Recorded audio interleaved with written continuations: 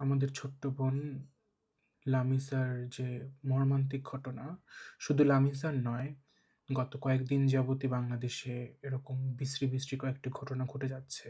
আমার ছোট্ট একটি প্রতিবাদ, আমার লেখা একটি কবিতা আবৃত্তি করছি। কবিতাটির নাম লামিসার জন্যে। লামিসা, তোমার তো আজ স্কুল থেকে ফিরে মায়ের কোলে ঘুমানোর কথা ছিল। হাতে রং পেন্সিল নিয়ে আকাশ আঁকার কথা ছিল, কিন্তু এই সভ্য শহর তোমার ছোট্ট শৈশবটাকে রক্তাক্ত করে দিল।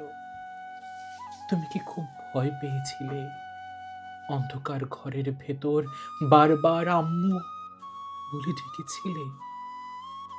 এই সমাজ শোনেনি, মানুষের ভিড়ে লুকিয়ে থাকা পশুরা শোনেনি। আজ আজ তোমার নাম শুধু একটি নাম নয়, এটি আমাদের লজ্জা, আমাদের ব্যর্থতা, আমাদের নীরবতার কফিন। রামিসা, তোমার ছোট্ট জুতোর পাশে আজ পুরো বাংলাদেশ দাঁড়িয়ে কাঁদছে।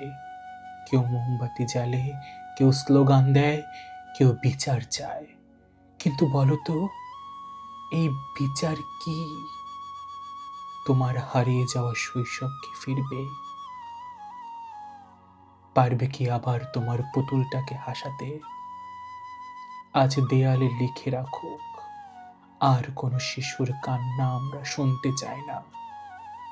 আজ রাজপথ গর্জে উঠুক, শিশুর নিরাপত্তা চাই, ধর্ষকের বিচার চাই।